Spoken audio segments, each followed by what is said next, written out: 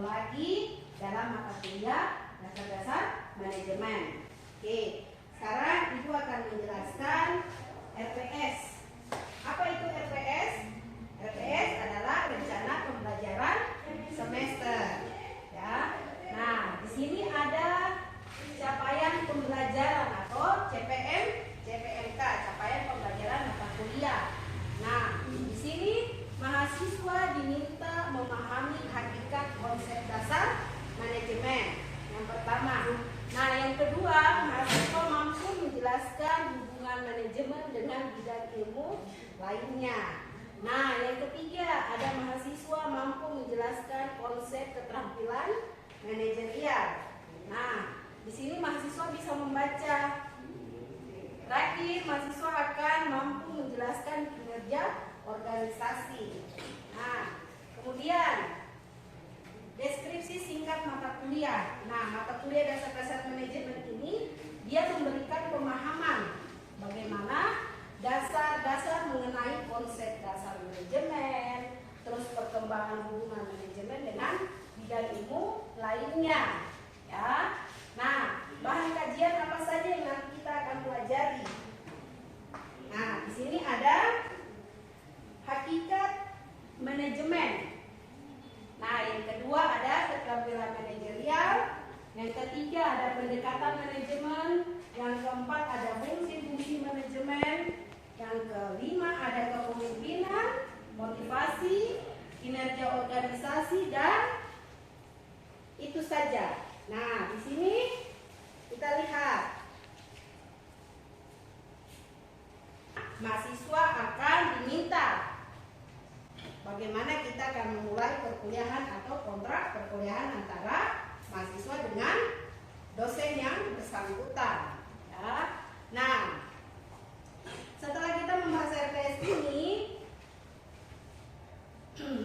Ibu mau tanya, minggu lalu ada yang masih ingat dengan mata kuliah yang Ibu ajarkan? Ada yang masih ingat? Masih. Oke. Nah, sekarang kita akan masuk di dalam pertemuan yang ke-6. Ya. Pertemuan ke-6 ini kita akan membahas tentang fungsi-fungsi manajemen, ya, fungsi-fungsi manajemen. Nah, di sini kita bisa lihat, ya, manajemen sebagai suatu proses tidak dapat dipisahkan dari berbagai fungsi utama yang menjadi fondasi dalam mengelola organisasi. Ya, fungsi-fungsi manajemen ini merupakan serangkaian aktivitas terpadu yang dilakukan oleh manajer untuk mencapai tujuan organisasi secara efektif dan efisien. Nah, dengan memahami dan menerapkan fungsi-fungsi manajemen, seorang manajer dapat mengarahkan sumber daya yang dimiliki organisasi, baik manusia, uang, waktu, maupun teknologi secara optimal. Ya. Nah, secara umum, fungsi manajemen diklasifikasikan dalam beberapa model. Nah, model yang paling umum yang biasa kita pelajari atau mahasiswa pernah dengar itu ada POAK. POAK itu apa saja? Planning, organisasi, operating, dan controlling. Oke. Nah, di sini lihat, planning itu adalah perencanaan, kemudian pengorganisasian, operating penggerakan, dan controlling adalah pengawasan. Oke. Nah, selain dari fungsi manajemen yang luas, POAK, nah di sini ada ahli Luther Gulick. Luther Gulick ini dia mengembangkan model fungsi manajemen itu yang lebih luas dengan konsep post-hoc. Ya, apa itu post-hoc? Dia mencakup ada planning, organizing, staffing, directing, coordination, reporting, dan budgeting. Ya. Nah, kedua model ini, POAK dan post-hoc, menjadi landasan penting dalam praktek manajemen modern. Iya. Jadi, mahasiswa harus tahu di dalam dasar-dasar manajemen ada dua model fungsi manajemen. Ya, ada apa saja tadi? POAK dan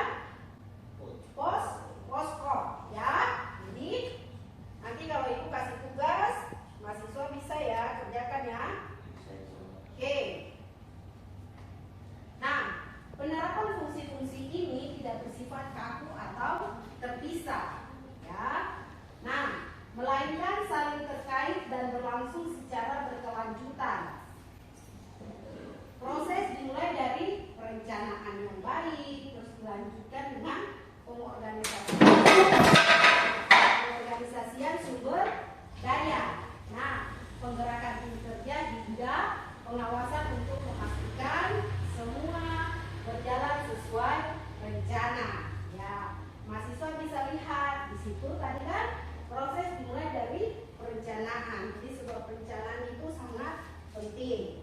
Ya. Nah, pemahaman yang baik tentang fungsi-fungsi manajemen akan membantu mahasiswa dan praktisi dalam merancang strategi yang tepat serta mengelola organisasi secara profesional. Oke. Nah, Ibu akan membahas. Tadi kan sudah tahu toh, fungsi manajemen itu ada ada 4 fungsi manajemen. Ibu akan menjelaskan satu persatu. Nah, yang pertama ada planning atau perencanaan. Nah, di sini bisa lihat fungsi perencanaan, menentukan tujuan dan langkah-langkah pencapaiannya. Nah, apa itu perencanaan atau planning? Yaitu fungsi manajemen pertama yang sangat penting karena menjadi dasar bagi fungsi-fungsi manajemen yang lainnya. Nah, dalam tahap ini manajer menetapkan tujuan organisasi dan menyusun strategi serta langkah-langkah atau tahap-tahapan yang dibutuhkan untuk mencapai sesuatu ya. Nah, tujuan yang dirancang harus spesifik, terukur, dapat dicapai, relevan dan memiliki batas waktu. Ya, jadi kalau kita membuat suatu planning atau suatu perencanaan itu harus jelas, ya, harus jelas, harus terukur dan tepat waktu. Ya, nah, kalau tanpa perencanaan, organisasi akan berjalan tanpa arah yang jelas. Ya, nah, perencanaan melibatkan analisis situasi internal dan eksternal, termasuk memperkirakan peluang dan ancaman dari lingkungan, ya, serta menilai kekuatan dan kelemahan organisasi. Nah, ini bukan berarti perencanaan bukan sekedar menyusun rencana, bukan rencana jangka pendek, tapi juga merumuskan visi dan misi organisasi, ya, untuk jangka panjang. Jadi, oleh karena itu, perencanaan strategi memegang peranan penting dalam menjaga daya saing organisasi. Ya. Nah, kemudian sampai di sini Ibu menjelaskan planning. Mungkin dari mahasiswa ada yang ingin bertanya, silakan. Ya, silakan. Mungkin teman kita siapa namanya? Stefan, silakan. Apa yang ingin ditanyakan? Ibu Sam bertanya tentang ini, maksud dari manajemen planning itu apa? Ya, oke, sangat bagus sekali. Teman Stefanus bertanya, apa itu manajemen planning? Baru Ibu jelaskan. Terima kasih sudah bertanya. Jadi tadi teman kita bertanya, Ibu, manajemen planning itu apa? Jadi manajemen planning itu perencanaan sesuatu yang kita ingin buat untuk mencapai tujuan. Contohnya, ini kasih contoh ya. Contohnya, mahasiswa ini ingin membuka suatu usaha, ya, atau suatu bisnis. Contohnya, mungkin teman Stefanus ingin membuka usaha budidaya ikan lele yang ada di Kabupaten Nabire. Nah, teman kita ingin membuka usaha itu, apa-apa saja yang ingin dia persiapkan. Artinya planning ke depan seperti apa? Mungkin ingin membuat kolam atau buat kolam bioflok dari terpal, ya kan? Itu kan planning. Oh, berarti saya harus cari balok nih, cari waring atau cari terpal atau gali kolam untuk bisa kasih masuk air dan ikan, ya kan? Jadi planning dulu, planning ke depan nih.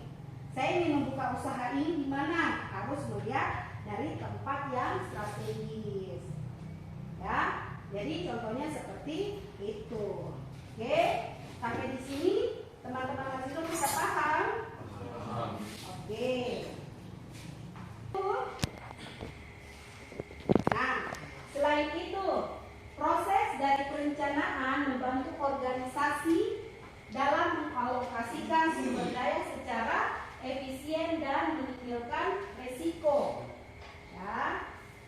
Manajer dapat mengantisipasi hambatan-hambatan yang mungkin timbul dan menyiapkan alternatif tindakan. Ya. Nah, dalam rencana yang baik akan menjadi panduan operasional. Nah, dalam panduan operasional dan alat pengendalian bagi manajer dan seluruh anggota organisasi. Ya, jadi dalam manajemen planning, perencanaan terdiri atas beberapa jenis seperti perencanaan strategis, terus taktis dan operasional. Seperti tadi Ibu jelaskan contoh. Oke, jadi secara praktis perencanaan terdiri atas beberapa jenis seperti perencanaan strategis, taktis dan operasional. Ya, tergantung pada tingkat manajemen. Jadi tingkat manajemen yang paling atas itu dinamakan sebagai top manajemen. Ya, nah kemudian perencanaan strategis lebih dominan, sementara manajer ini pertama lebih fokus pada perencanaan operasional harian. Ya, jadi itu pengertian dan penjelasan tentang fungsi manajemen yang pertama. Tadi apa fungsi manajemen yang pertama? Planning atau perencanaan. Oke. Sekarang kita masuk yang kedua, yaitu organizing atau pengorganisasi. Ya, nah fungsi pengorganisasian ini menyusun struktur dan wewenang. Ya, nah pengorganisasian, apa itu pengorganisasian? Yaitu proses menyusun struktur organisasi dan menetapkan pembagian tugas, wewenang, terus tanggung jawab. Jadi kalau kita di dalam organisasi kita punya tanggung jawab, ada tidak? Ada. Ya. Nah, dalam prakteknya fungsi ini melibatkan pembentukan departemen atau divisi. Ya. Nah, menyusun badan organisasi serta menetapkan posisi dan hubungan kerja antar bagian. Contohnya seperti apa? Organisasi yang mahasiswa pernah ikuti. Pernah ikut di sekolah? OSIS pernah? Di dalam OSIS itu ada apa saja? Ketua, wakil ketua, sekretaris, sama bendahara dan bagian, ya. Nah, itu adalah pengorganisasian. Masing-masing mempunyai tanggung jawab tidak? Punya. Itu adalah fungsi manajemen dari organisasi. Nah, kita lihat lagi. Kunci keberhasilan pengorganisasian adalah keselarasan antara sumber daya manusia dan struktur organisasi, sehingga tujuan organisasi dapat dicapai dengan efisien. Seperti itu, ya. Oke, kita lanjut yang ketiga. Ada apa yang fungsi manajemen yang ketiga? Ada activating atau pergerakan. Ya. Fungsi pergerakan yaitu mengarahkan dan memotivasi sumber daya manusia. Nah, kalau ditanya apa itu activating atau pergerakan, yaitu dikenal sebagai leading atau directing, adalah proses memotivasi, mengarahkan dan membimbing. Ya, nah pergerakan itu adalah bagaimana kita diarahkan, bagaimana kita dimotivasi. Nah, manajer perlu menjadi pemimpin yang mampu menginspirasi dan memberikan arahan yang jelas. Mereka harus memahami karakteristik bawahannya dan menyesuaikan gaya kepemimpinan agar efektif. Ya. Beberapa gaya kepemimpinan yang umum antara lain otoriter, partisipatif, dan delegatif. Nah, masing-masing memberikan kelebihan tergantung pada konteks, situasi, dan individu yang dipimpin. Oke, kalau tadi Ibu sudah jelaskan organizing, activating, mungkin ada yang ingin bertanya? Silahkan angkat tangannya. Oke, dengan siapa? Ina. Oke, teman kita mau bertanya. Silahkan. Contoh dari fungsi manajemen pergerakan itu seperti apa? Oke, baik sekali. Untuk pertanyaannya sangat bagus ya dari teman kita Ina. Dia bertanya, contoh dari fungsi manajemen activating atau pergerakan. Contohnya seperti kalian ini adalah seorang mahasiswa. Pasti kadang rajin, kadang malas, iya enggak? Iya. Ya.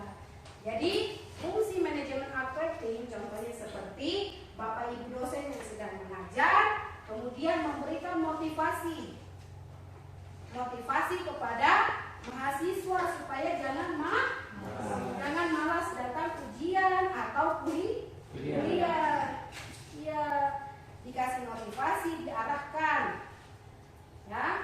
Jadi contohnya seperti Ibu, misalnya Ibu kasih motivasi, kasih arahan buat kalian agar rajin datang kuliah, rajin kerjakan tugas dari Bapak Ibu dosen, supaya kalian bisa menjadi sukses. Seperti itu. Bagaimana teman Ina? Bisa? Yang lain bisa mengerti? Bisa. Oke, Ibu lanjut ya. Selanjutnya yang keempat dari fungsi manajemen, yang keempat adalah controlling atau pengawasan.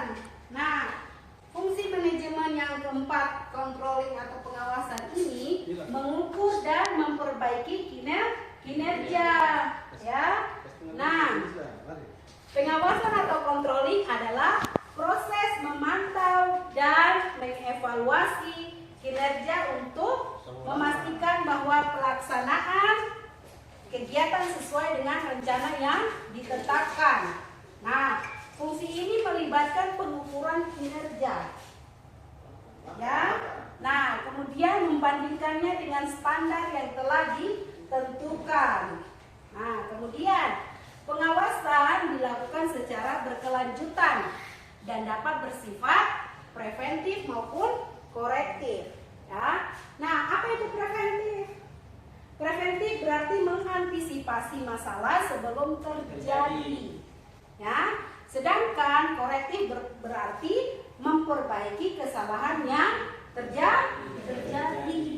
Nah, misalnya dalam pengawasan keuangan, jika ditemukan anggaran yang mungkin teman-teman mahasiswa pernah dengar korupsi, ya kan? Pernah dengar tidak? Pernah. Nah, jadi seorang pemimpin atau manajer harus segera mencari penyebabnya. Kenapa nih bisa dilakukan korupsi? Ya kan? Ya, itu adalah pengawasan atau controlling. Oke. Kita lanjut lagi. Nah, tadi di dalam awal Ibu jelaskan model fungsi manajemen ada dua, yaitu POA dan Forsskopf, ya. Nah, Forsskopf ini yang diketahui adalah Luther Gulick. Ya. Luther Gulick menyatakan ada planning, ya kan? Nah, terus ada organizing juga, staffing. Yang ketiga ini staffing. Staffing itu apa? Proses merekrut atau menempatkan, melatih dan mengembangkan sumber daya manusia. Contohnya seperti apa? Kalian ingin melamar pekerjaan. Di sini ada yang sudah bekerja? Tidak ada, ya, karena kalian semua masih mahasiswa. Jadi staffing ini itu merekrut pekerjaan. Kalian diterima dalam suatu perusahaan atau suatu toko, kalian akan dibina untuk dibimbing sumber dayanya seperti apa, dilatih dalam pekerjaan yang akan kalian jalani. Ya, itu adalah staffing. Nah, fungsi staffing tidak hanya sekedar mengisi jabatan yang kosong atau yang kalian ingin lamar, tetapi juga memastikan bahwa individu yang dipilih memiliki kompetensi, sikap, dan motivasi yang sesuai dengan kebutuhan organisasi. Ya. Nah, selain itu, proses pelatihan dan pengembangan karyawan sangat penting untuk meningkatkan kinerja dan kesiapan untuk perubahan. Oke. Nah, tanpa fungsi staffing yang baik, organisasi akan kesulitan menjalankan fungsi-fungsi manajemen yang lain. Seperti tadi planning, ya kan? Jadi semua itu punya perencanaan. Oke. Nah, setelah staffing ada apa? Ada directing atau pengarahan. Sama seperti mahasiswa setelah masuk di dalam kampus, kalian mendapat arahan tidak dari Bapak Ibu dosen? Dapat. Iya, dapat ya. Jadi itu adalah directing, pengarahan. Nah, kemudian ada koordinasi. Nah, koordinasi merupakan fungsi untuk menyatukan seluruh aktivitas dalam organisasi agar tidak terjadi duplikasi kerja. Nah, kemudian tanpa koordinasi yang baik, setiap unit atau individu dalam organisasi bisa berjalan sendiri. Jadi, kalau misalnya teman-teman nih dalam satu kelas, kalian kalau tidak ada koordinasi yang baik, akan bisa jalan sama-sama tidak? Tidak bisa. Jadi itulah pentingnya manajemen yang kalian harus pahami, koordinasi. Ya, jadi di dalam satu kelas itu pasti ada pemimpin, yaitu ketua kelas atau ketua tingkat. Ya, nah harus tahu dulu. Nah, kemudian ada reporting atau pelaporan. Apa itu pelaporan? Yaitu proses melampaikan informasi secara sistematis kepada pihak-pihak yang berkepentingan. Oke, kemudian ada budget atau anggaran. Ya. Nah, budget itu apa atau anggaran? Proses penyusunan anggaran yang mencerminkan rencana keuangan organisasi untuk periode tertentu. Nah, fungsi ini melibatkan perencanaan pendapatan dan pengeluaran. Jadi di dalam manajemen itu sangat penting ya, ada manajemen keuangan.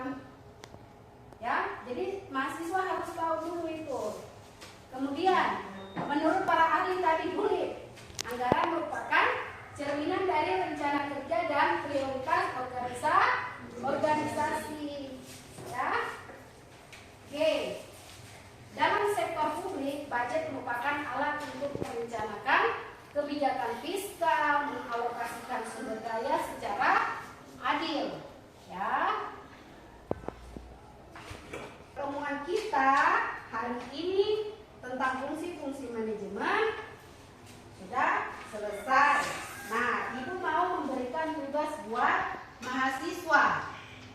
Oke, tugasnya apa?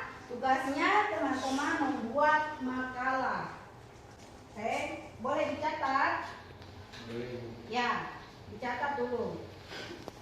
Kalian membuat makalah tentang fungsi-fungsi manajemen dalam 2 model. Ya.